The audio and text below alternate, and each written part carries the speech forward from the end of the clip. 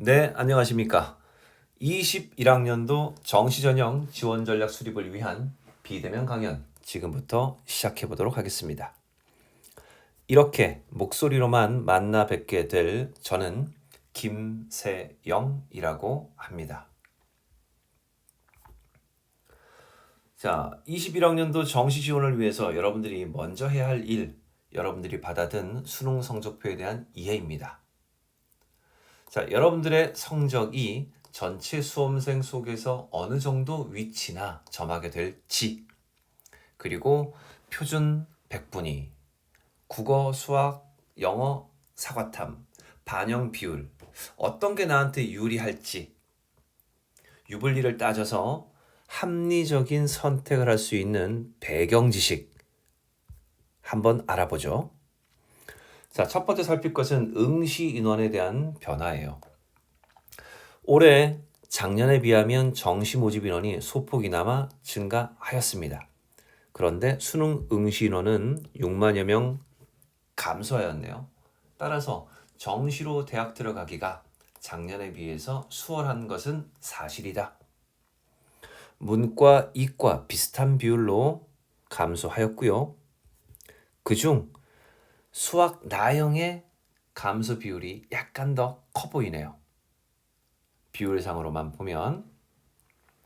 자, 그리고 졸업생은 꾸준히 증가 추이를 가지고 있다가 절대 인원은 소폭 감소했으나 재학생 대비 비율은 역대 최대가 됐습니다. 30%.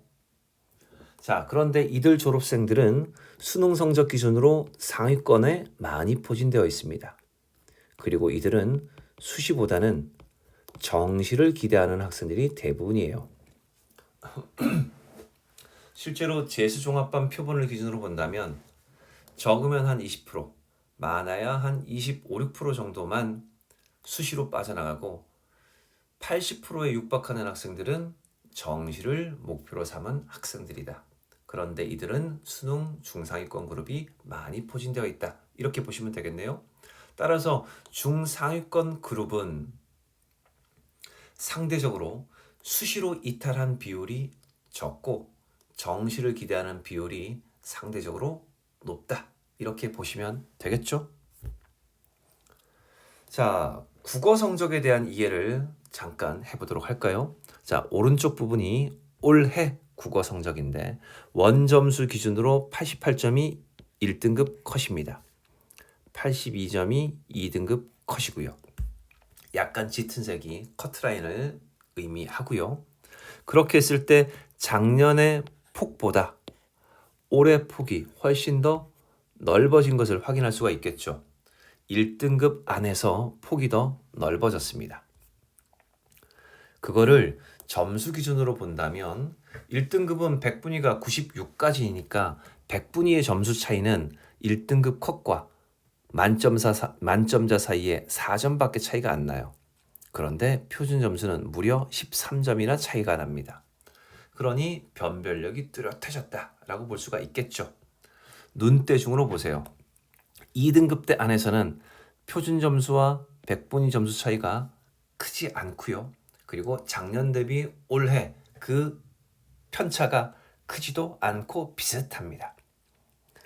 그런데 3등급으로 내려가면 표준 점수에 비해서 100분위 점수 차이가 크게 벌어져요. 그래서 여러분들이 받아든 성적표 잘 보세요. 예시를 들어보겠습니다. 1등급 안에서는 같은 100분위 100점, 100점인데 표준 점수가 144, 139로 5점이나 차이가 나요. 그러면 만점자인 요 144점인 학생은 표준 점수를 반영하는 대학이 상대적으로 유리하겠죠. 그런데 요 밑에 있는 표준 점수 139점인 학생은 표준 점수 반영 대학보다는 100분위를 반영하는 대학으로 가면 이 학생과 성적이 똑같게 반영이 됩니다. 따라서 이 아래쪽에 있는 학생은 100분위 반영 대학으로 지원하는 게 상대적으로 유리하겠죠. 자, 이런 것을 각각의 극단에서 살펴보되 국어 기준으로 보게 되면 문과, 이과 상위권 그룹의 대학은 주로 표준 점수를 반영합니다.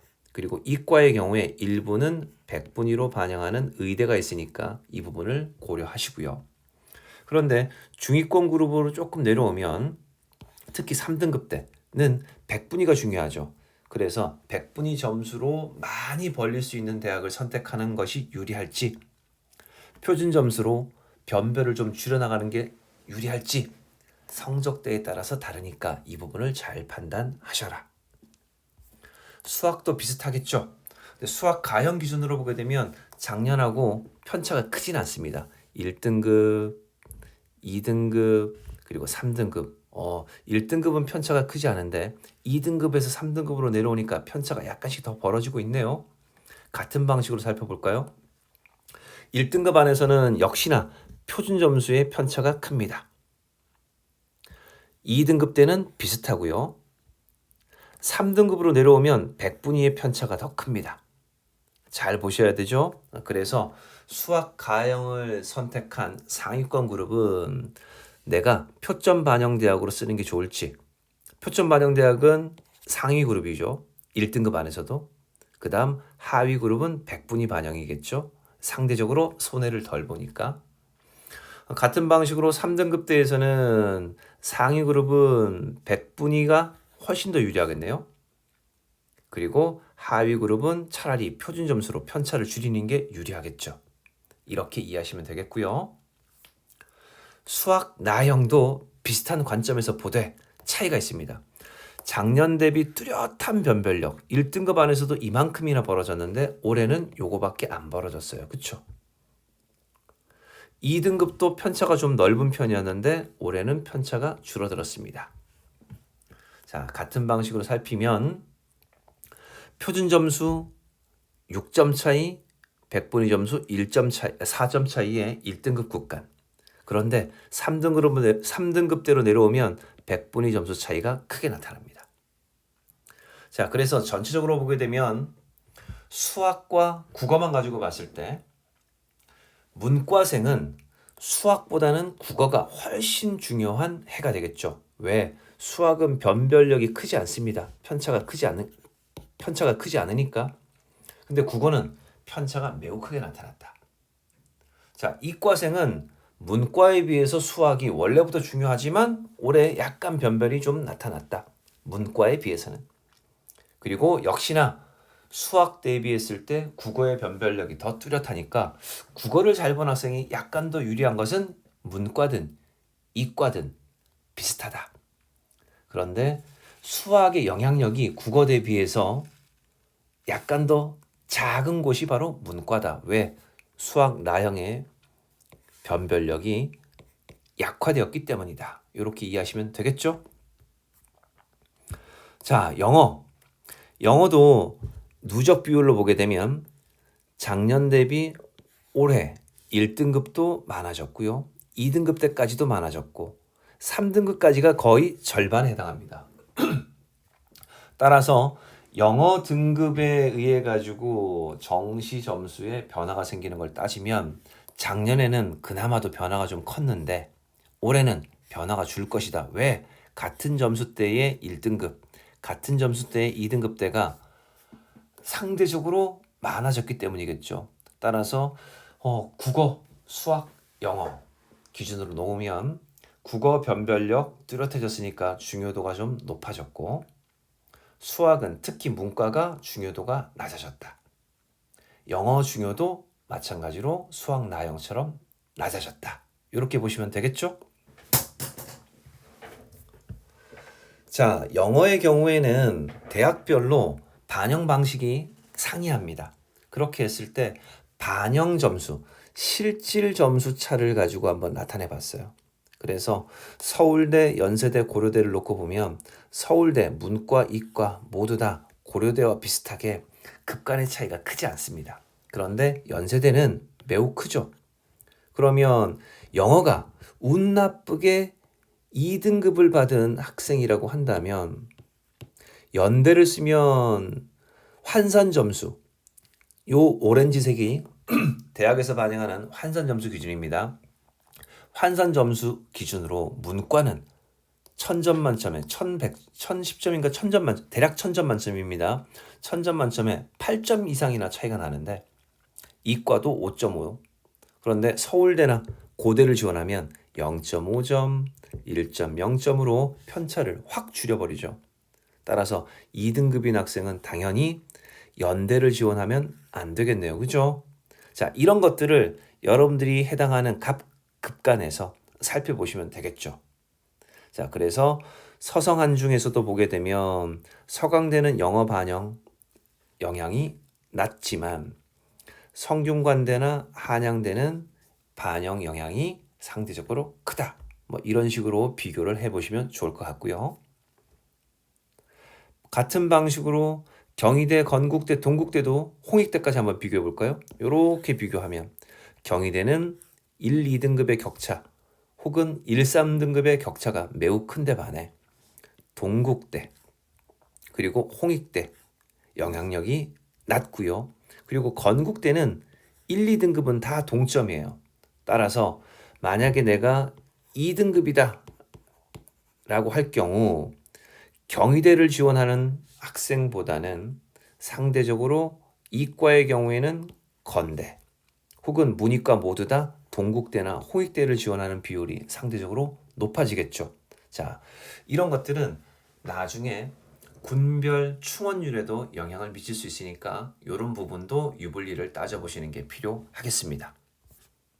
자, 같은 방식으로 국민대, 숙명여대, 단국대도 비교가 가능한데 이들 대학은 100분위로 반영하기 때문에 영향력이 상대적으로 큽니다.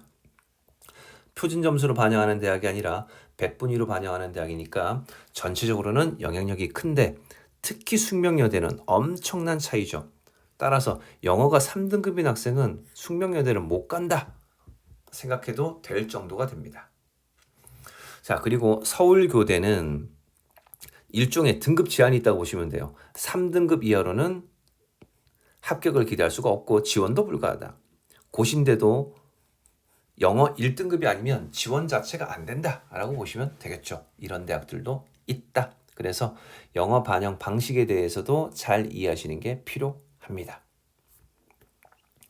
자, 사과탐도 한번 보실 텐데 사탐 일단은 상위권 그룹을 먼저 비교해 볼 텐데 올해는 사회문화가 변별력이 너무 뚜렷했어요. 예년답지 않죠? 이에 비해 보통의 어려운 과목으로 치부되었던 뭐 한지, 세지, 역사 계열인 뭐 세계사, 정치와 법 이런 등등은 약간의 변별이 좀 떨어져 왔는데 특히 세계지리의 변별이 좀 떨어져서 많은 손해를 보게 생겼어요. 3점짜리 한 개 틀리면 100분위가 79로 깎여버립니다. 근데 이게 왜 중요하냐면 47점까지는 상위권 그룹이라 볼 수 있잖아요. 그러면 상위권 대학을 지원할 텐데 문과의 상위권 대학은 대부분 100분위를 이용하여서 표준 점수 그대로 반영하는 게 아니라 변환 표준 점수를 반영하게 돼요. 근데 변환 표준 점수를 구체적으로 살피실 필요는 없고 100분위에 따라서 점수가 달라진다라고 보면 되겠죠. 그런데 세계지리 한 개 틀린 사람은 2점짜리 한 개 틀렸든 3점짜리 한 개 틀렸든 다른 과목에 비해서 손해를 엄청나게 보죠. 그렇게 해서 두 과목씩 놓고 보면 표준 점수를 보세요. 만점자는 두 과목을 어떻게 선택하느냐에 따라서 11점이나 차이가 벌어집니다. 그런데 2점 한 개 틀린 사람과 3점 한 개 틀린 사람들의 경우에는 이렇게 돼요. 무려 33점이나 차이가 난다. 엄청난 유불리가 발생합니다. 내가 의도치 않게끔 이 시험 구도상 유불리가 발생하니까 어떻게 해결할 방법이 없어요. 다만 내가 선택한 과목이 아니길 바라는 게 현실적일 수밖에 없겠죠.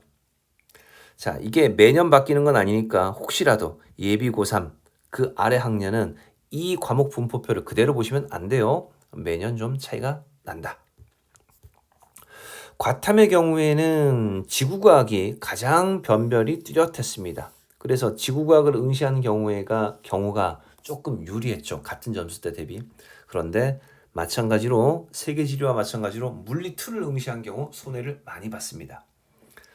물리2 사탐하고는 조금 차이가 나죠. 어려운 과목들이에요. 어려운 과목을 조금 쉽게 냈는데 표본 그룹이 적고 상위권 그룹이 많이 포진되면 이런 일이 벌어져요. 그래서 3점 한 개 틀리면 100분위가 80이 돼버립니다.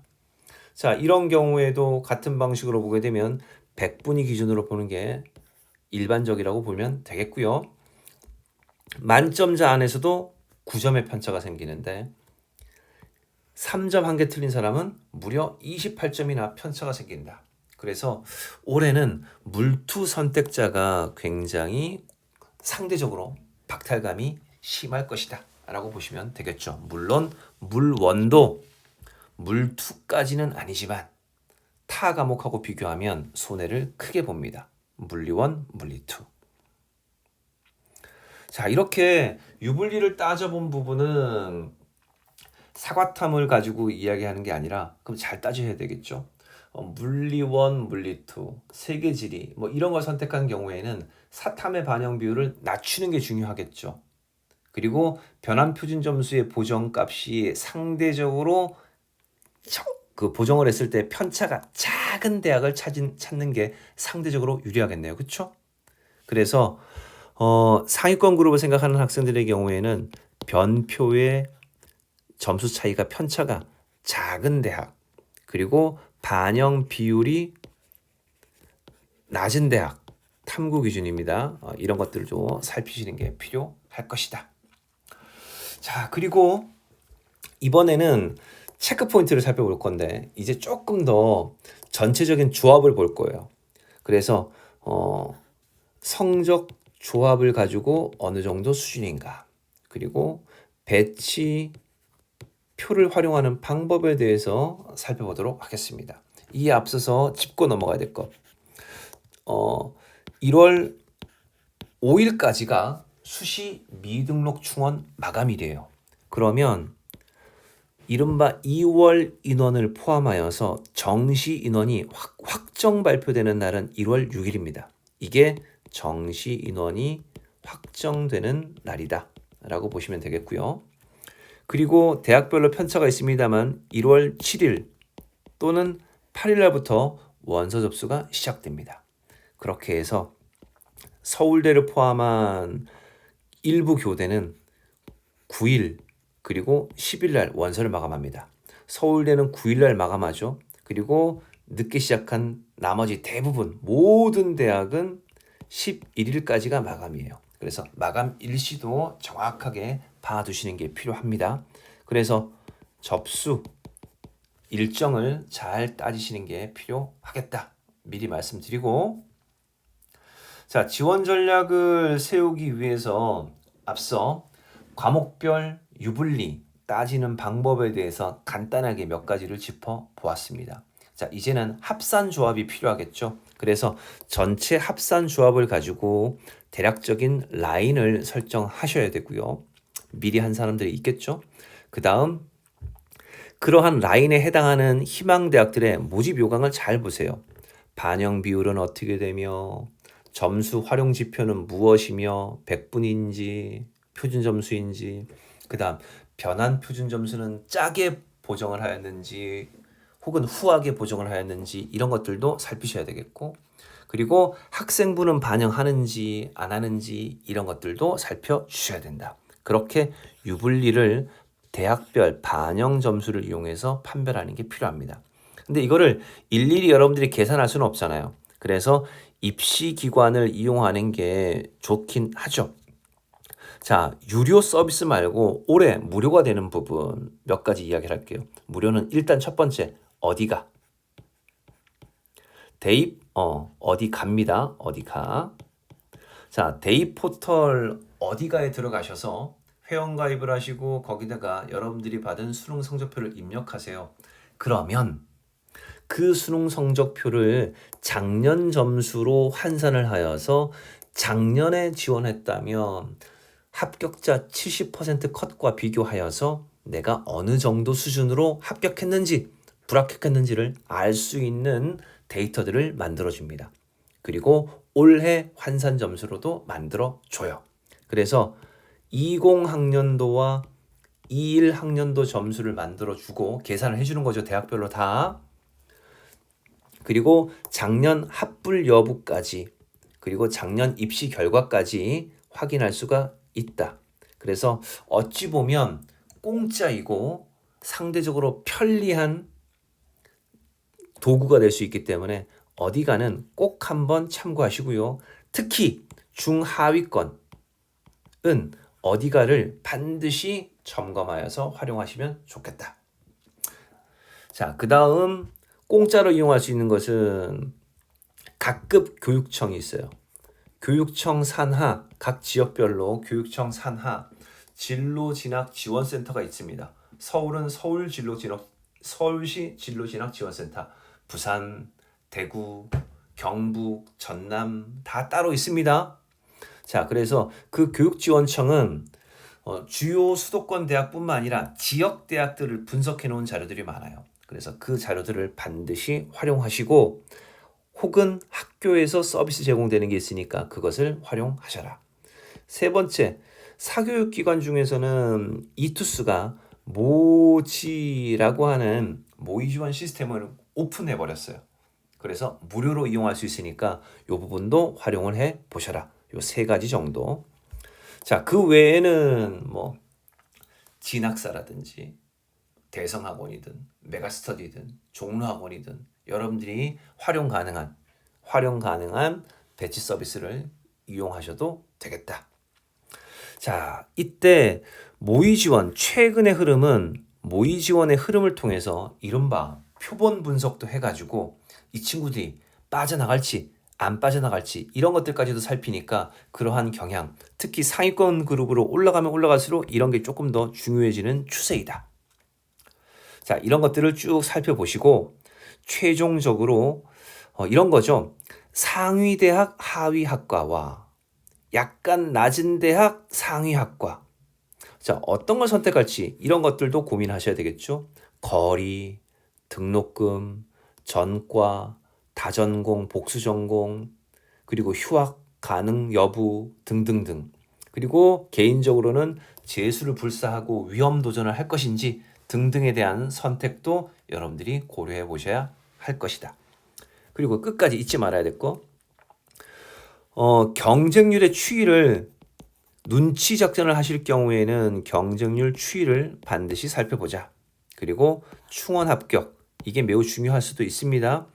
하다못해 같은 수능 총점일 때 동점자 처리 기준은 수학이 우선인지 국어가 우선인지 아니면 학생부가 우선인지 등에 대해서도 따져보시는 것도 필요하겠다.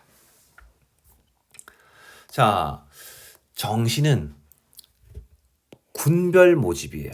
군별. 그래서 지금 나열한 뭐 서연고, 서성한이 한 군데서 선발하는 게 아니라 가 따로, 나 따로, 다 따로 선발하게 됩니다. 그래서 이거는 확정 인원이 아니라 계획 인원을 가지고 비교해 본 것인데요. 작년 대비 가구는 소폭 증가했습니다. 나구는 약간 감소했는데 비슷하죠. 다구는 조금 증가했네요. 그나마. 왜 그러냐면 다구는 원래 빈자리잖아요. 그렇죠? 없잖아요. 그런데 조금이라도 증가했다. 그러면 이게 급간이 차이가 납니다. 대략적으로 이 상위 그룹에 해당하는 대학들과 중상위 그룹에 해당하는 대학들은 편차가 있네요. 상위 그룹은 가에 하나, 나에 하나. 그런데 다는 없습니다. 그죠?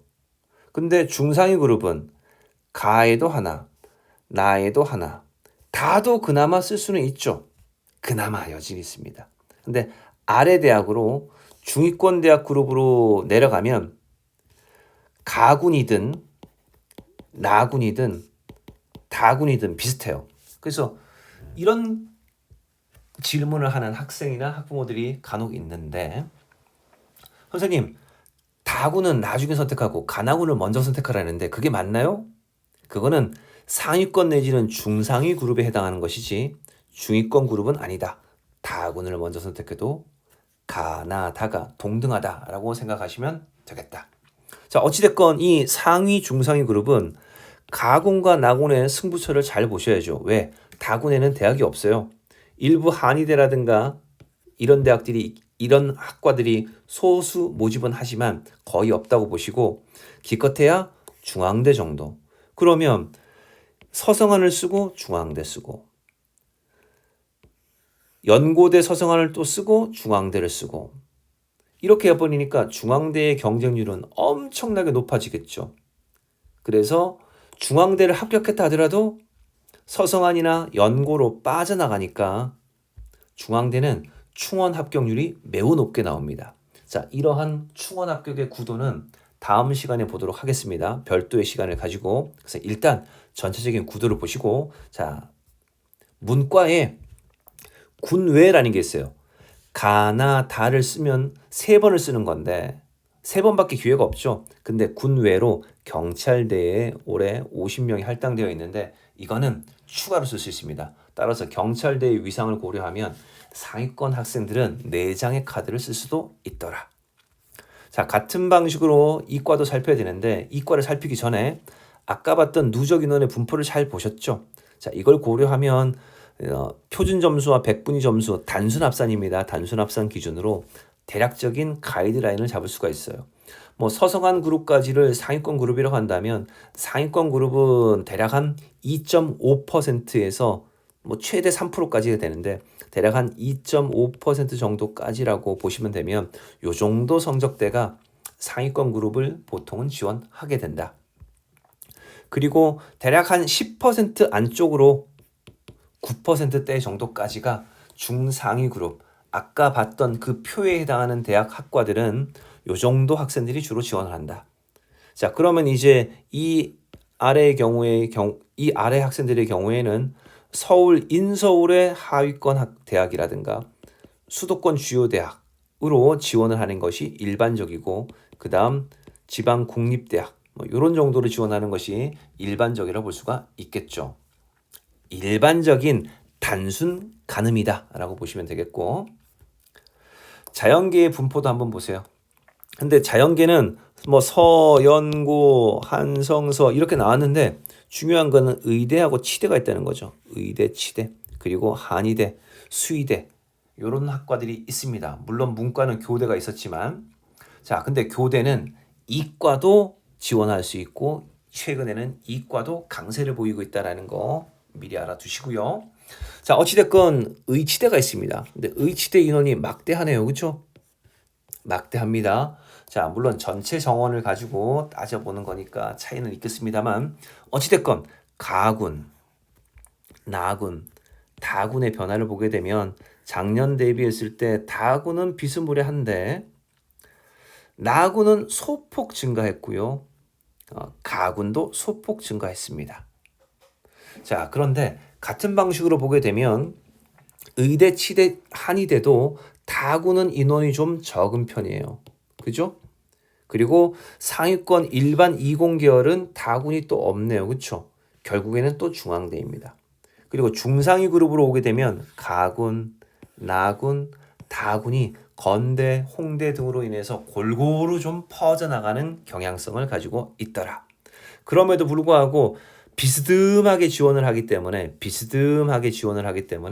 다군은 어찌됐건 간에 중상위 그룹에서는 충원율이 높고 경쟁률도 높을 수밖에 없다라는 것. 자, 그리고 이과의 경우에도 군외 대학이 있습니다. 이스트 계열, 카이스트, 지스트, 디지스트. 주로 뭐 보통은 서성한 중 이상을 지원하는 학생들이 지원하게 되고 합격을 하게 될 텐데 여기에 대략적으로 45명 정도는 2월 포함 안 된 겁니다. 45명 정도는 원서를 더 써볼 수 있다. 그러니까 45명에 해당하는 요 포션을 받기 위해서 원서를 더 써볼 수 있다. 그래서 이 정도 그룹을 지원하는 학생들의 경우에는 군외로 이들 대학을 써서 원서를 4장까지 써볼 수 있다라는 이야기. 자, 의대의 경우에는 별도로 또 안내를 하겠지만 최종 대비 최초 해서 달라진 부분이 강원대가 일단은 대학이 신설되었습니다. 이런 것도 눈여겨보시고 수시 2월 인원이 발생하지 않은 서울대 같은 경우도 있지만 고려대처럼 2월 인원이 엄청나게 발생하는 대학도 있다. 그리고 다군의 특성상 순천향대는 40명을 계획했지만 엄청난 충원 인원을 뽑아서 충원이 254명이 더 됐어요. 그러니까 약 300명을 뽑은 거죠. 그래서 이렇게 다군은 충원율이 매우 높고, 그리고 나군, 가군, 상위권보다는 이 중위권 그룹의 대학은 중복 지원을 해가지고 한림대, 을지대, 원광대 이런 경우에는 충원율이 매우 높고요. 가군도 바로 밑에 있는 턱 밑에 있는 경희대 이런 것들도 충원율이 매우 높다. 경희대 이야기를 하면 이런 거예요. 수능 상위권인데 서울대 과탐2를 안 해서 서울대를 아예 못 쓰는 애들이에요. 서울대를 못 쓰면 어디를 쓸까요? 경희대 아니면 중앙대, 요 정도, 혹은 여학생은 이대 그리고 아주대 이렇게 할 텐데 그 중에서도 경희대의 선호도가 좀 높은 편이에요.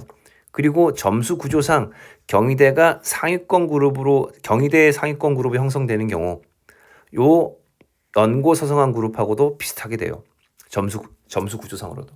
자, 그러면 나군에 경희대보다 좋다고 판단되는 연성, 가울, 고한까지라고 한다면 이 대학을 쓴 학생들의 경우에는 경희대를 쓸 수밖에 없겠죠. 그러면 그 중에서 이 대학을 붙은 학생들은 경희대를 선택하지 않고 이 대학을 선택할 테니까 당연히 빼앗기면서 충원 합격률이 높아질 수밖에 없겠죠. 자, 이런 구도를 잘 이해한다면 충원 합격률이 높은 대학과 학과를 예상해 볼 수도 있겠다. 자, 별도의 시간을 가져보도록 하고 이런 구도를 이해하고 가자라는 말씀 드리고 넘어갑니다. 자, 자연계도 단순 합산 비율로 따지면 의대를 포함하여서 연고 서성안의 상위 그룹으로 가려면 못해도 5% 이내, 5% 이내에는 들어야 된다라는 정도. 그리고 중상위 그룹, 건동홍, 그리고 국민대, 숭실대, 인하대, 아주대 정도 그룹이 되려면 아무리 못해도 12%에서 15% 이내 정도까지는 들어줘야만 된다. 그러면 이제 이 밑으로가 서울권의 하위권, 그리고 수도권 주요 대학, 국립대학 정도의 성적대가 이렇게 포진될 수가 있겠죠. 자, 이거는 단순이에요, 단순. 중요한 거는 대학별이에요. 그래서 방금은 구도를 봤습니다. 구도를 통해서 어림잡았어요. 자, 이제는 상세하게 살펴봐야 되겠죠. 상세하게 살피려면 배치 자료를 이용합니다. 공사 배치 자료 간단하게 언급했었죠. 자, 그래서 배치 자료를 활용하는데 결국은 중요한 거는 이 배치 자료에서 중요한 값어치가 있는 것은 두 가지예요. 대학별로 계산을 한 환산 점수가 중요하고요. 그리고 누적 백분위, 나의 위치가 됩니다. 환산점 자체만 가지고 내가 유리한지 불리한지는 모르겠어요. 왜? 어떤 대학은 1000점 만점으로 환산하고 어떤 대학은 100점 만점으로 환산하는 게 편차가 너무 크죠. 그래서 각 대학별로 일람을 했을 때, 즉 1000점 만점 환산대학으로 1등부터 꼴찌까지, 그리고 100점 만점 환산대학의 1등부터 꼴찌까지 쭉 나열해 보면 상위 0.1%인지 그 다음에 한 50% 정도 수준인지 이런 것들 가늠할 수 있잖아요. 근데 내 성적을 가지고 이 A 대학으로 지원을 했더니 10%대가 나왔는데 B 대학으로 점수를 세봤더니 13%가 나왔어요. 그러면 B 대학보다는 A 대학을 쓰는 게 훨씬 더 값어치 있게 원서를 쓰는 거죠. 자, 이런 것들을 판단할 때 요즘은 누적 백분위를 이용한다. 자, 그 방법론에 대해서 좀 이야기해 보겠습니다. 보통의 전통적인 배치 서비스는 이렇게 됩니다. 사례를 든 거예요. 자, 배치 서비스에 여러분들이 점수를 입력하면 표준 점수와 백분위 그리고 표준 점수 백분위의 조합을 통해 가지고 나타내 주는데, 표준 점수 백분위 조합은 단순 유불리로 중상위권 대학, 그 다음 표준 점수 백분위를 그대로 반영하는 대학은 일부 대학이 되겠죠. 그래서 상위권 대학은 요걸 지표로 삼고 살피시는 게 맞겠고, 일부 의대를 포함한 중위권 대학은 백분위, 그리고 극히 일부가 표준 점수를 그대로 반영하는 대학들이 있더라. 근데 어찌됐건 이런 서비스에다 놓고 나면 내가 동점자 대비 국어는 잘했고 수학은 좀 못했구나. 이런 것들을 확인할 수 있죠. 이거는 작년 서비스를 바탕으로 한 건데 작년 서비스를 화면을 캡처한 이유가 따로 있어요. 좀 이따 말씀드릴게요. 자, 이렇게 해서 유불리를 따져보고 그런 다음에 대충 가늠합니다. 이게 흔히 종이 배치표 보는 방법이죠. 대충 가늠해. 그런 다음에 어느 대학을 살펴야 될지를 하나하나 체크해서 유불리를 따져봐야 되겠죠. 자, 그렇게 했을 때 조합을 따져가지고 내가 검색을 해봤더니 예를 들면 단국대가 탁 걸렸다. 그래서 여러 학과 중에서 대학별 나의 환산 점수가 있는데 그 대학의 배치 점수를 이렇게 잡아놨다. 이 A라고 하는 기관이. 그러면 점수 차이가 남는 경우도 있고 모자라는 경우도 있으니까 이걸 가지고 판단을 하겠죠. 근데 이거는 이 서비스가 판단한 것이지 내가 판단한 건 아니에요. 그래서 이렇게 참고를 하는 거지. 그래서 참고 한 개, 1번이라고 하죠. 그래서 이렇게 참고 1을 할 수도 있다. 자, 그리고 모의 지원을 할 때 예를 들어서 단국대학교 도시계획 부동산을 선택을 했다고 치자고요. 했더니 57명 중에서 3등 할 것이라는 모의 지원 표본이 나왔더라. 근데 이 모의 지원은 필터링이 됐는지 안 됐는지가 중요하겠죠. 실제로 지원을 할 학생들인지 아닌지 아무도 모르잖아. 그러니까 이거는 그냥 흐름만 판단할 수 있는 거죠. 그래서 흐름을 가지고 판단할 것인지 아니면 점수를 가지고 볼 것인지는 여러분들이 모의 지원 서비스, 개별 업체들이 제공하는 모의 지원 서비스를 잘 활용하되 얕게 이용하셔야 된다라는 걸 말씀드리고, 자, 그렇게 했을 때 단대의 도시계획 부동산 학부를 이 배치 서비스는 900.5로 기준점을 잡아놨는데 나는 약간 모자라요.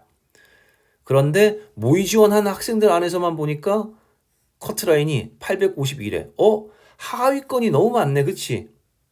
그죠? 그러니까 이거는 실질적으로 모의 지원 서비스로 내가 유의미하다라고 볼 수는 없겠네. 그렇죠? 그래서 유의미하다라고 볼 수는 없겠다. 다만 이를 통해서 지원 경향 정도는 살필 수가 있겠다. 도시계획 부동산 학부가 나군에 있는데 여기를 지원한 학생은 여기를 선택한 학생은 가군에는 이러한 대학을, 다군에는 이러한 대학 및 학과를 지원을 하는구나 라는 흐름을 잘 보세요. 그러면 유불리죠. 따라서 단대의 반영 비율을 고려했을 때 굳이 한성대를 선택한 이유가 뭐지? 대학이 더 좋아서 그럴까? 아니면 유불리가 좋아서 그럴까? 인하대랑 비교하면 국어의 반영 비율이 높을까? 수학의 반영 비율이 높을까? 점수의 차이가 있을까? 이런 것들은 여러분들이 판단을 해볼 수가 있으니까 나도 그렇게 갈까 말까? 이러한 흐름을 보는데도 유의미할 수는 있겠다. 그래서 흐름만 볼 수 있는 그러한 모의 지원 서비스였다. 자, 어찌됐건 기준점 확인. 그래서 기준점을 체크할 수는 있으니까 의미가 있습니다. 이걸 고지고대로 받아들일지 아닐지는 여러분들이 개별적으로 선택을 하셔야 됩니다. 근데 그 판단의 조언은 제가 좀 이따 해드릴게요. 자, 또 다른 예측 서비스는 그야말로 모의 지원 기반으로 하는 예측 서비스예요. 그래서 자체적으로 예상 경쟁률과 필터링을 통해서 분석 대상도 살핍니다. 그런 다음에 최초 컷, 최종 컷을 가지고 합격 확률을 70%, 40% 뭐 등등등으로 살펴주죠. 7칸, 4칸 그곳입니다.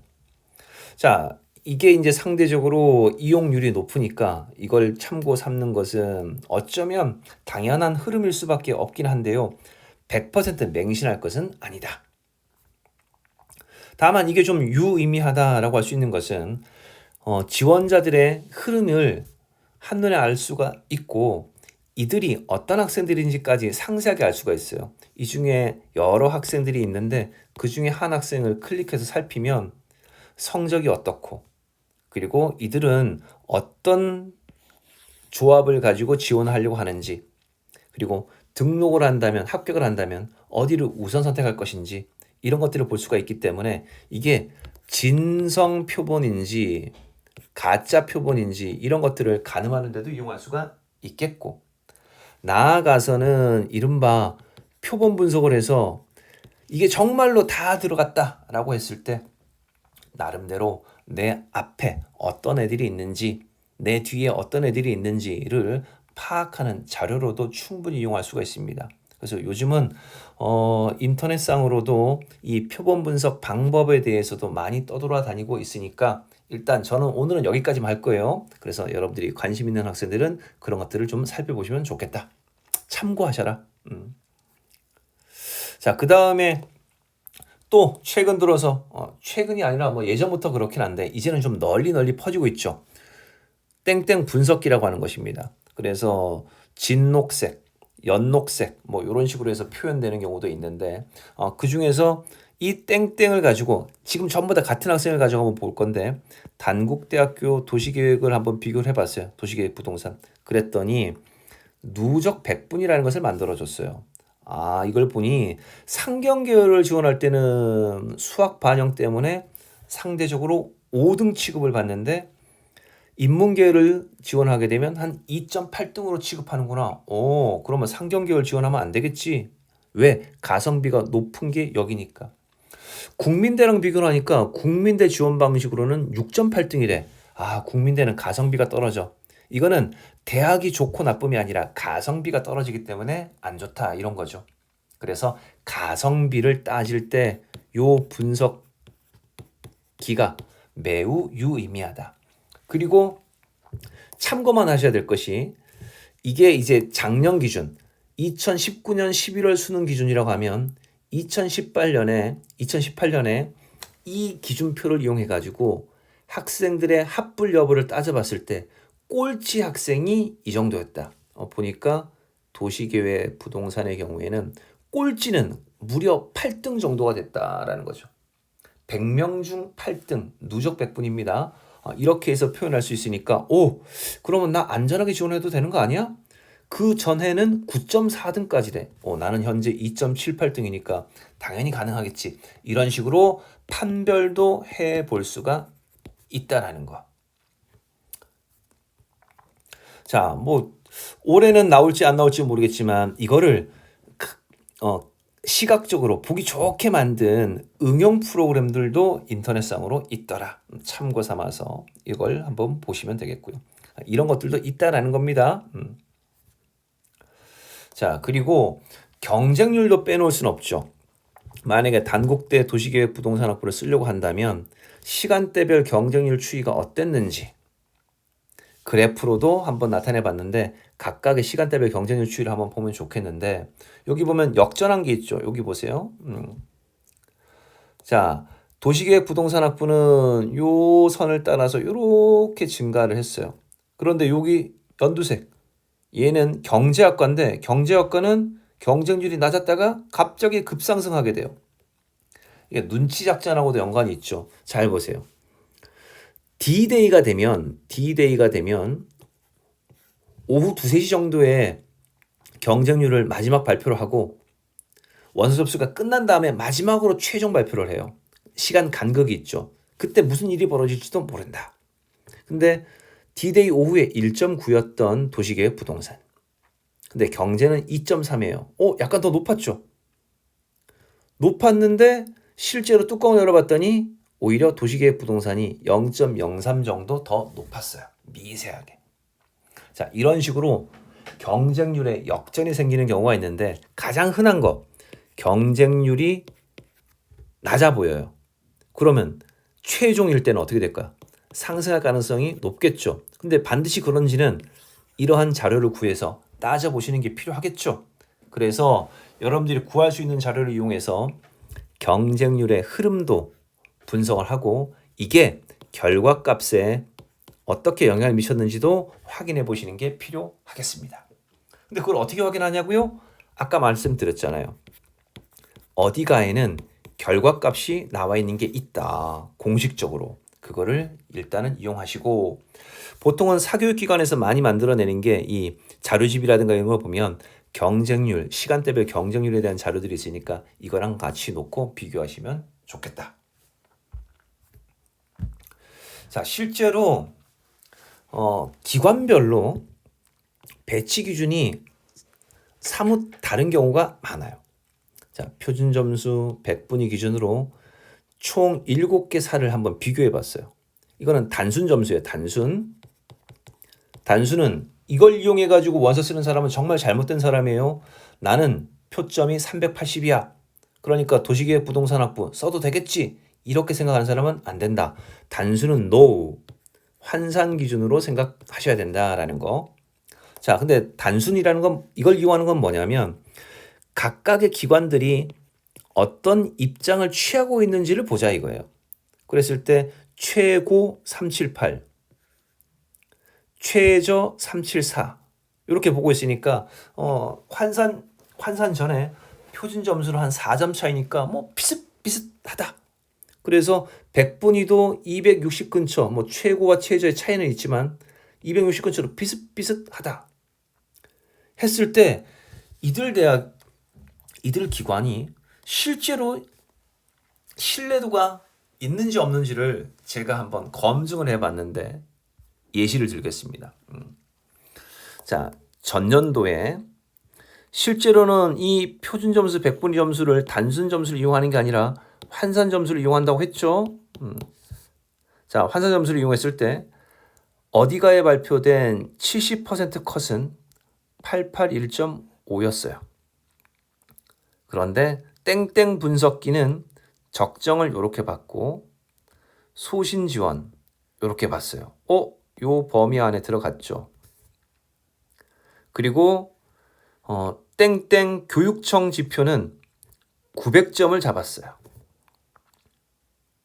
그리고 땡땡 모의 지원은 875.5, 873.0 이렇게 잡았어요. 그 다음 이거는 이제 원서 접수 시간에 즈음했을 때고 인원이 확정되기 직전에는 이렇게 잡았어요. 근데 실제로는 이렇게 나왔죠. 그 다음 땡땡 학원에서는 이렇게 잡았고요. 또 다른 땡땡 학원은 이렇게 잡았어요. 자, 배치사별로 이렇게 학원 시스템으로 이용했던 배치사들은 보통은 70%에서 80% 컷을 예상하고 기준점을 잡았어요. 근데 너무 크죠. 80이라 하더라도 너무 크고 70도 너무 큽니다. 근데 이거에 들어맞을 수도 있고 안 맞을 수도 있어요. 근데 이러한 신뢰도에 대해서 각 회사, 공기관 발표를 안 해주죠. 이게 문제라는 거예요. 그래서 어떻게든 신뢰도를 확인할 수 있는 방법을 이용해 가지고 각각의 회사를 살피는 것은 바람직할 수도 있겠죠. 근데 그렇지 않다면 문제가 될 수도 있으니까 신뢰도에 대해서 의문을 한번 가져봐라. 100% A는 옳고 B는 나쁘고 C는 좋고 라고 하는 게 아니에요. 이게 왜 그러냐면 전체적으로 한번 봤더니 대학별, 학과별로도 편차가 너무 커요. 어떤 데는 맞고 어떤 데는 여기가 안 맞고 어떤 데는 여기가 맞는 경우도 있어요. 그래서 종합을 해서 보는 게 좋겠다. 그래서 종합적으로 분석을 하여서 판별하면 좋지 않을까라는 제안을 드리고 최종적으로 여러분들이 원서 쓰기 직전에는 모집 군별 경쟁이다라는 거, 그리고 나의 위치를 대학 환산 점수라든가 누백을 통해서 비교 우위를 잘 살펴가지고 확인해주면 좋겠다.